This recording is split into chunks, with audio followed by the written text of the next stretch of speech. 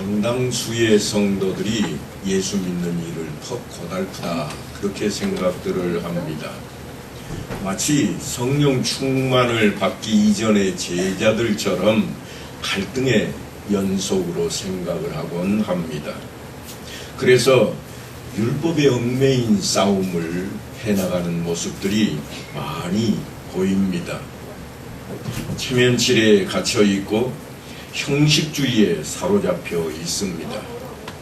자신들이 만들어 놓은 규칙만 지키면 다 되는 것처럼 그렇게 생각하기 일쑤입니다. 하지만 신앙생활은 규칙을 가지고 사람을 이끌어가는 것이 결코 아닙니다. 갈라디아 교회에 심우하던 바울이 잠깐 떠난 사이에 그와 같은 법으로 잘못된 사상을 가르치는 선생들이 교회 안에 슬그머니 들어왔습니다. 신앙생활이란 예수를 믿으면 영생을 얻고 구원받으며 새 사람이 되고 그리스도 안에서 날마다 새롭게 되는 것이라고 가르쳤던 사도 바울의 교훈이 어딘지 부족하다고 그렇게 외치기 시작했습니다.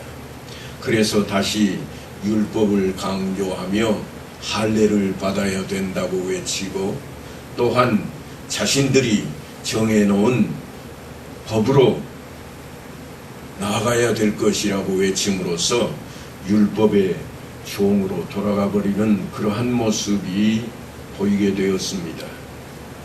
그 때문에 사도 바울은 오늘 우리가 읽은 내용이 담겨있는 갈라디아서를 통해서 그들에게 주님께서 가르쳐 주신 온전한 신앙생활에 대한 이야기를 전하고 있는 것입니다. 이단 사설은 늘 솔깃합니다. 아주 우리를 빠져들기 쉽게 그렇게 가까이 다가옵니다. 뭘 그렇게 남들처럼 하면 되지, 가까이 아주 사소한 것을 가지고 우리를 슬그머니 주저앉힙니다. 적당히 신앙생활하고 복받으면 되었지 뭘 그렇게 유난을 떠느냐고 이야기하곤 하는 것들이 우리 가운데 늘 있습니다. 그런 우리를 향해서 사도 바울이 너희가 성령을 받은 것이 율법이더냐 아니면 믿음이더냐, 이 어리석은 사람들아, 예수 그리스도가 너희를 위하여 십자가에 못 박혀 죽은 것이 너희 눈에 환하게 보이지 않았더냐?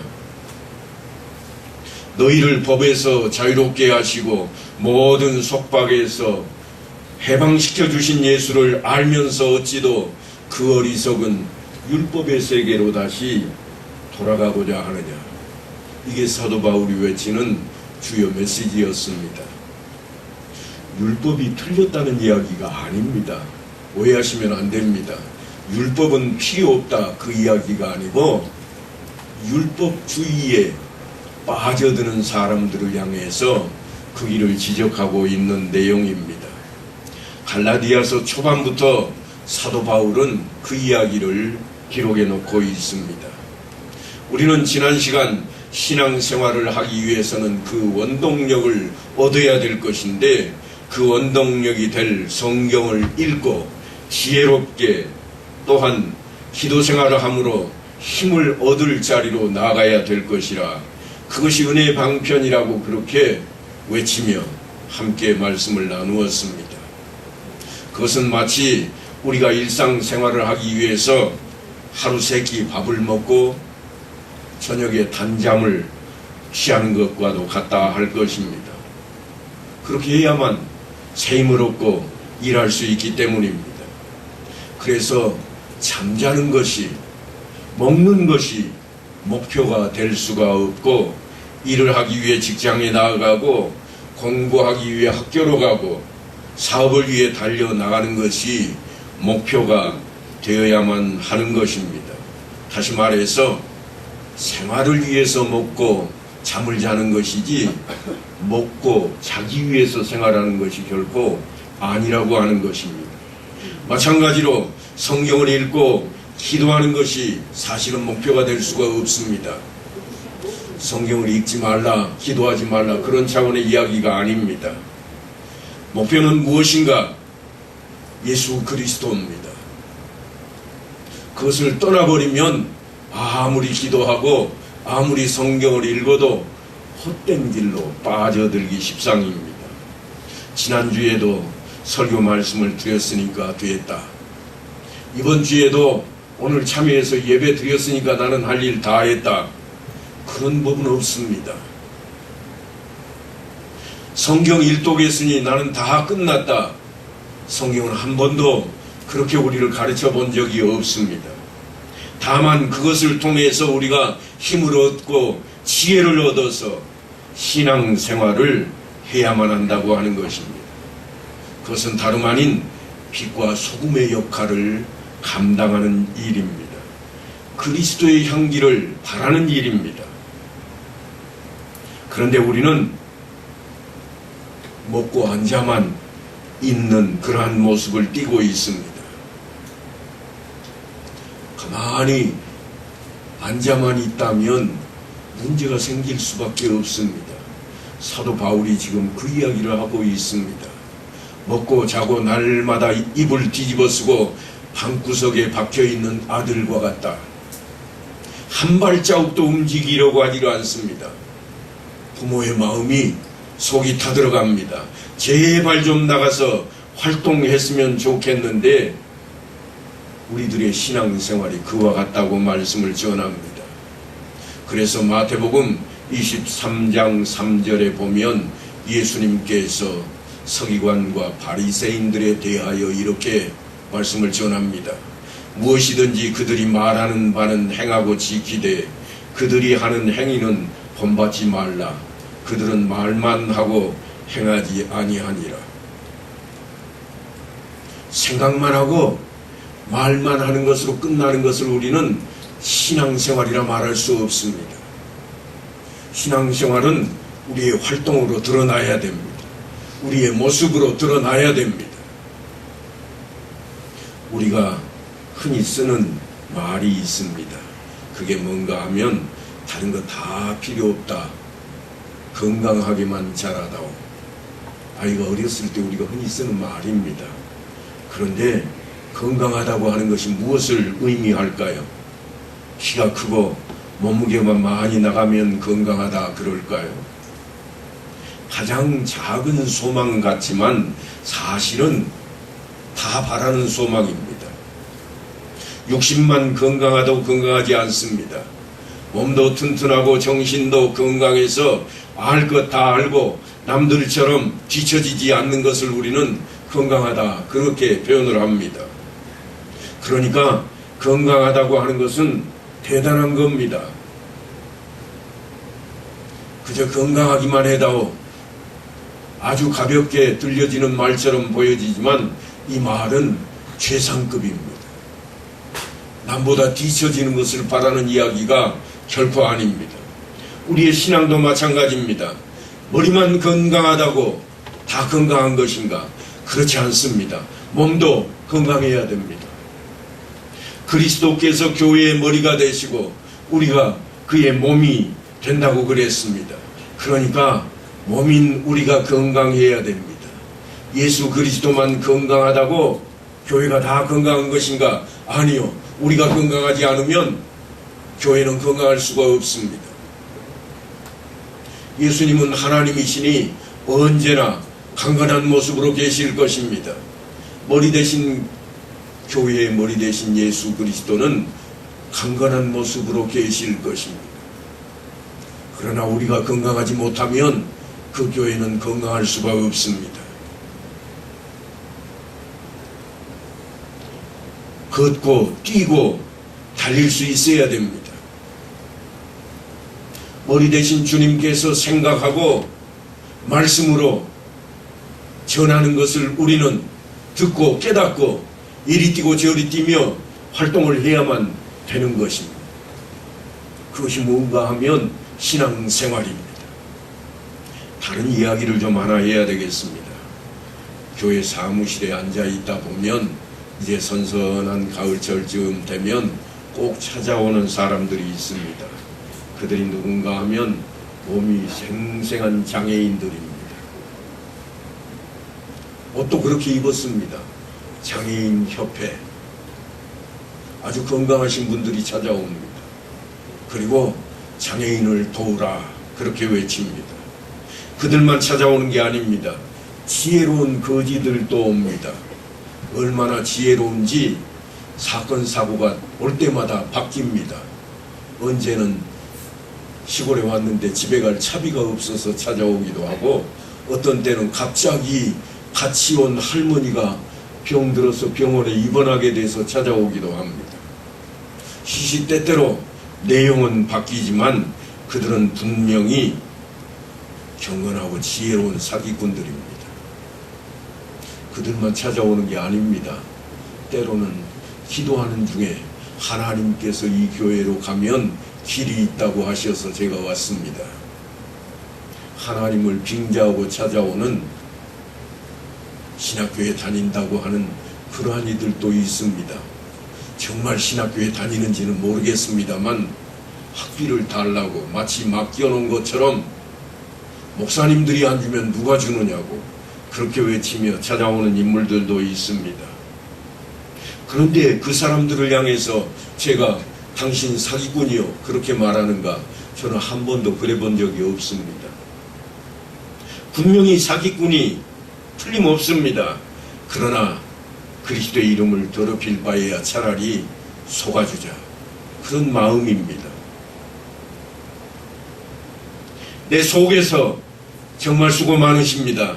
그 지혜 가지고 그 생각 가지고 나가서 벌어먹으면 금방 재벌도 될 수 있을 것 같은데요 하는 말이 요만큼 올라옵니다. 하지만 인내함으로 인자함으로 자비로운 손길을 내밀라 하신 성경 말씀을 가까이 듣게 됩니다. 이것이 우리가 드러낼 신앙생활이라 하는 이야기입니다. 어처구니 없는 그런 모습 앞에 우리가 있기도 합니다.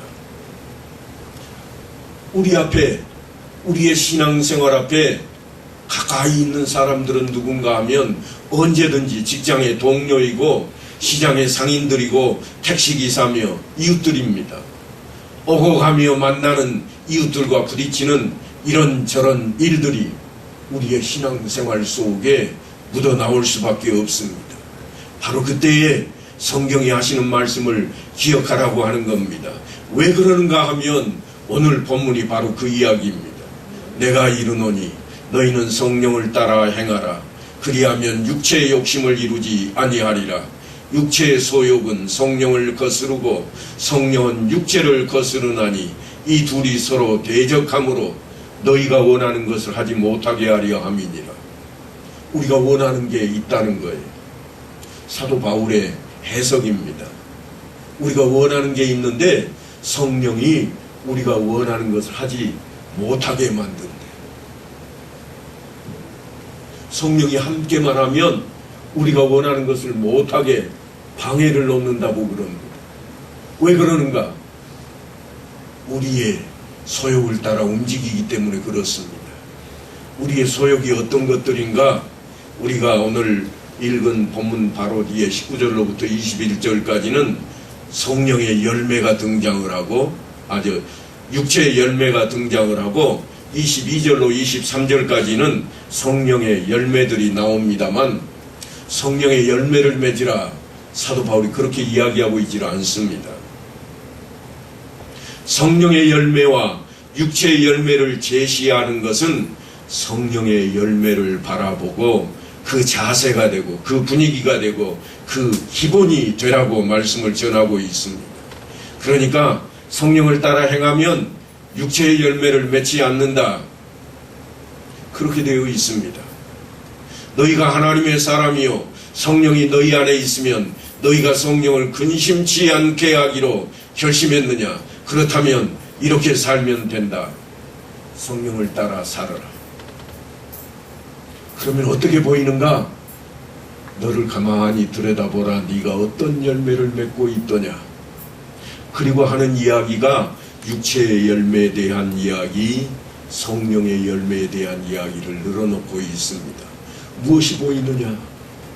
보이는 것이 있느냐? 그것이 육체의 열매이더냐 아니면 성령의 열매이더냐? 육체의 열매가 네 눈에 보이면 너는 육체의 사람이, 소욕의 사람이 되어 있는 것이요, 성령이 너와 무관한 자리에 가 있는 것이라. 성령이 너와 함께 한다면 틀림없이 그것을 못하게 성령이 방해했으리라. 못하게 성령이 지켜주셨을 것이라. 그러니 그에게 열매가 맺힐 것인데, 성령의 열매를 보니까 우리가 원하는 것들이 없습니다. 다 내가 원하는 그런 것들이 아닙니다. 내 명예도 없고, 내가 잘 되는 것도 없고, 내가 돈 많은 것도 없고, 내가 높은 자랑거리가 되는 것도 없습니다. 성령의 열매는 가만히 들여다보니까 참아내는 것이요, 분을 내지 않는 것이요, 하나님 앞에 엎드리는 것이요, 모두 그런 것들로 가득 채워져 있습니다. 그러니까 열매를 보고 자신을 돌아보라 하는 말씀입니다. 네가 지금 성령을 쫓고 있는지 육체를 쫓고 있는지 돌아보라. 그런데 이 말씀을 다 전하면서까지 사도 바울이 끝까지 입을 다물고 있는 내용이 있습니다. 그게 뭔가 하면 성령의 열매를 내놔봐라, 그렇게 말하지 않습니다. 네 자신을 봐라. 네가 어떤 열매를 맺고 있나. 그 이야기는 성령을 따라 살아야 되겠다. 하나님의 마음을 품고 있는지 보자는 겁니다. 원리대로 말씀대로 하는지 보자는 것입니다. 우리 사랑합시다 그러지 않고 그것을 목표로 나가자고 그렇게 이야기하고 있습니다. 내가 사는 삶의 자세요, 분위기여야 된다는 말씀입니다. 주님을 위해 칼을 뽑았던 사람이 있습니다. 우리가 잘 아는 베드로입니다. 칼과 몽치를 가지고 예수를 잡으러 온 제사장의 그 휘하에 종들을 향해서 베드로가 칼을 휘둘렀습니다. 그 종의 귀가 날아가 버려서 예수님께서 그 귀를 다시 붙여주고 고쳐주면서 베드로에게 그 행동을 멈추도록 요구하십니다. 성냄과 분냄은 비록 주님을 위한 일일지라도 대부분은 육체의 소욕을 쫓는 방법이라, 그 말씀을 주님께서 하고 있습니다. 우리는 얼마나 많이 주님을 믿는 것을 목표로 하지 않고 사랑을 목표로 하고 있는지 모릅니다. 사랑이 목표가 아니고 뭐가 목표인가? 아니요, 우리가 착각하고 있는 겁니다. 목표는 믿음이어야 됩니다. 사랑을 목표로 하다 보니까 나를 사랑해줘야만 그 사람이 잘 믿는 사람인 것처럼 보이고, 나를 사랑하지 않는 사람은 믿음이 없는 사람처럼 보이기 시작하는 겁니다. 주님께서 요구하시는 사랑은 어떤 것인가? 주를 믿는 것입니다. 그것을 놓치니까 우리가 사랑이라고 표현을 하고 있습니다만 실제로는 육신의 소욕을 쫓고 있다, 그런 말씀입니다. 우리가 바라는 사랑입니다. 내가 바라는 사랑을 원하고 있습니다. 주님께서 드러내신 사랑은 조건이 없는 사랑이었고 모든 것을 자기 생명을 내놓는 그런 사랑이었습니다만, 우리가 바라는 사랑은 결코 그렇지 않습니다. 아이고 우리 교회 사랑이 식었어, 그 이야기는 몸 바쳐 생명을 다하는 그 사랑을 이야기하고 있지 않습니다. 나를 위해서 누군가 웃어주고, 나를 위해서 누군가 머리 숙여주고, 나를 위해서 누군가 떠받들어주는 자리를 원하고 있다는 이야기입니다. 겉포장은 사랑이지만 온전한 사랑이라 말할 수가 없습니다. 그러니까 우리가 사랑합시다 하는 그 말만큼 세상에 어려운 게 없습니다. 하나님을 섬기면서 일을 하는데도 실수할 때가 종종 있습니다. 아니, 실수할 수 있다는 이야기는 제가 많이 약화시켜 놓은 이야기입니다. 실제로는 실수가 부지기수입니다. 그래서 곁에서 그 실수를 보다 못해 지적을 합니다. 그 일은 이렇게 하셔야 되겠네요. 그렇게 하시는 것은 잘못된 것입니다. 그런데 이 말을 듣고 고쳤으면 좋겠는데, 자존심이 유별난 족속이 누군가 하면 예수 믿는 사람들인지라 꼭 이렇게 말을 합니다. 하나님만 내 마음 아신다. 하나님만이 내 마음을 안다. 이 말은 무슨 말인가 하면 나는 잘못한 게 없어. 하나님이 아시잖아. 하나님 마음이니까요. 하나님 마음은 틀릴 수가 없습니다. 그러니까 자기는 잘못이 없다는 이야기입니다. 그 사람 마음속에 뭐가 있는가 하면 저 사람은 나를 사랑하지 않으니까 저런 말하지. 결국은 사랑으로 평가를 하기 시작합니다. 그래서 사랑이 없네요. 사랑합시다. 그렇게 그 사람 귀에는 안 들리지만 목구멍 안에서 말이 왔다 갔다 하는 것. 사도 바울은 그런 우리를 향해서 지금 육체의 소욕을 버리라고 외치고 있습니다. 변화된 성품에 움직임이 있어야 될 것이라고 말씀을 전하고 있습니다. 그러니까 우리의 삶의 현장에서 내가 부딪히는 일과 사건을 어떤 자세로 행하고 있는지 들여다보아야 되겠다고 외치고 있는 겁니다. 우리가 드러내놓는 명분은 아주 정확합니다. 주님의 말씀이 있다. 뭐냐? 하나님을 사랑하고 이웃을 사랑하자. 명분은 틀림없는데 실제로 바라는 것은 나를 위한 것이요, 내가 드러나는 것이요,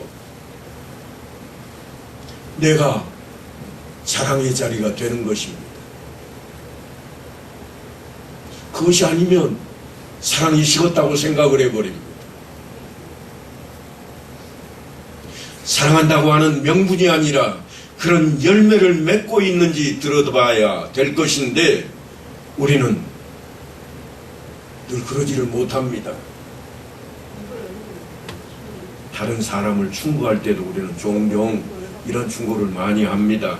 제가 이런 말씀 드리는 것은 외람되지만 하나님을 사랑하는 마음으로 집사님께 제가 이 말씀 드리러 왔습니다.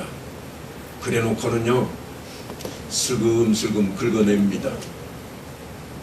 당신은 이게 부족하고 당신은 저것도 잘못되어 가는 것 같소.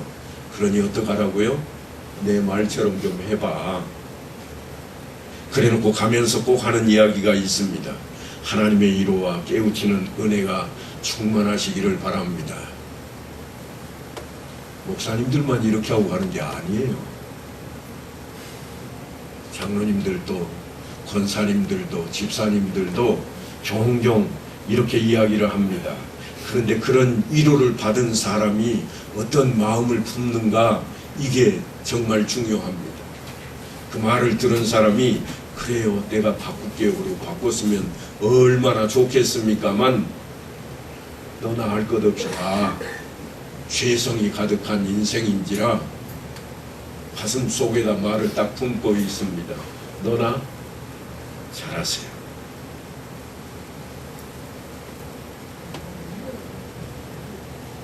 이게 우리 현실입니다. 제가 좋게 표현하니까 너나 잘하세요 그 이야기지, 우리식으로 상스러운 말로 하면 엿먹어라 그러는 거죠. 상처를 풀어놓고 해치고 찌르고 싸매놓고는 하나님의 은혜가 넘치기를 바랍니다. 하지만 성령은 상대방에게 내가 들고 갈 명분이 아니라 진정한 위로를 들고 가라고 말씀을 하고 있습니다. 그것이 뭐냐고 그러는가 하면 신앙생활이라 그럽니다. 사도 바울이 그 이야기를 오늘 본문 바로 뒤에 육체의 소욕과 성령의 열매로 설명을 해놓고 있는 것입니다. 그것을 우리는 우리가 행한 행동을 보고 어느 자리에 내가 있는지를 살펴야만 되겠습니다.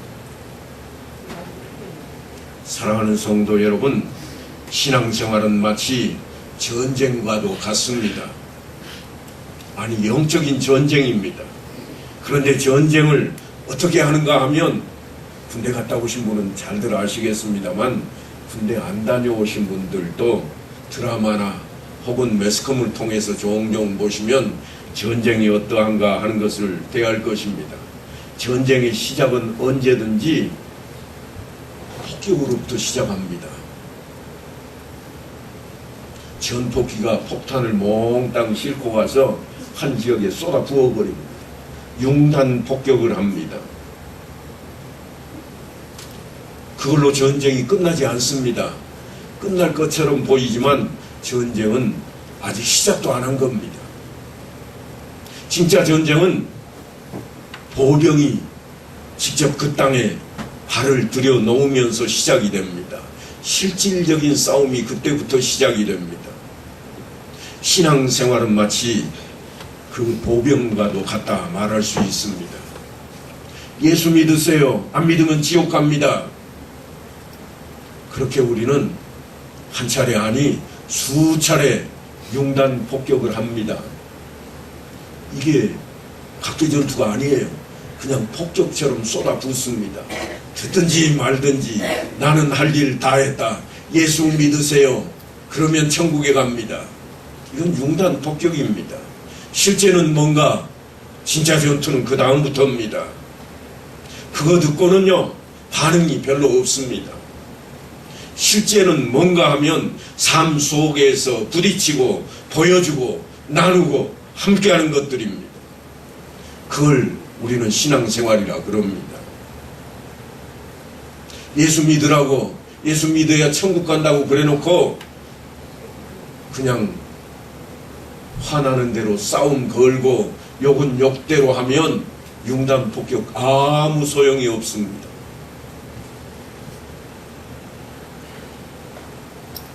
예수 믿으면 천국 간다고? 너나 가거라. 나는 너하고 같이 안 갈란다. 그러면 우리가 해야 할 일은 뭔가? 우리는 생활 속에서 우리를 보여주는 일을 해야만 합니다. 성령을 모시고 사는 신자들에게 있어서 실제적으로 주어지는 실천 요강이 뭔가 하면 다름 아닌 신앙생활입니다. 어떤 모습을 보여줘야 할 것인가? 저 사람 보니까 하나님 같아. 저 사람 얼굴만 봐도 틀림없이 저 사람 목사님 아니면 전도사님일 거야. 그런 모습이 우리 가운데 좀 있어야 됩니다. 그런 이야기를 한두 번쯤은 좀 들어보셨어야 됩니다. 사도 바울은 전 생애를 걸쳐서 자신이 보였던 모습을 이렇게 표현했습니다. 우리가 만물의 찌꺼기와 같이 되었도다. 찌꺼기라는 이야기가 아닙니다. 찌꺼기와 같이 되었다 그랬습니다. 무엇을 위해서 그랬는가? 자랑하는 자리에 서지 않았다는 겁니다. 드러내는 자리에 서지 않았다는 겁니다. 마치 버려지는 찌꺼기처럼 그런 취급을 당하면서도 예수의 복음만 전했다는 이야기입니다. 예수를 전하는 것이 영화로운 자리라고 그렇게 생각하지 말라는 겁니다. 핍박도 때로는 돌에 맞아 죽을 지경에 처할 때도 사도 바울은 수없이 당하면서 그 이야기를 지금 우리에게 하고 있는 겁니다. 신앙생활 하는 것이 얼마나 어렵고 얼마나 우리의 자세와 우리의 열심에 상응하는 대접을 받는 것이 어려운가 하는 이야기를 사도 바울이 잘 표현해주고 있습니다. 사도 바울은 그래도 우리가 그렇게 살자. 자신의 자랑을 위해서 살 것이 아니요, 자신의 이름을 내놓기 위해 살 것이 아니라 예수 그리스도의 마음을, 하나님의 성품을 드러내는 삶을 살자고 이야기합니다. 비록 이불을 뒤집어 쓰고 방구석에 처박혀 있는 자녀일지라도 사실 따지고 보면 자녀들은요, 두 종류밖에 없습니다. 어떤 종류인가 하면 말로 해서 듣는 자녀가 하나요. 또 다른 하나는 매 맞고 고치는 자녀입니다. 물론 하나가 더 있기는 합니다. 그게 뭔가 하면 매 맞아도 못 고치는 아이. 그런데 하나님 앞에는 이 세 번째는 없습니다. 왜냐하면 하나님의 열심이, 하나님의 고집이 우리 사람보다는 훨씬 강하기 때문입니다. 두들겨 패서 안 되면 죽여서라도 끝내실 게 하나님입니다.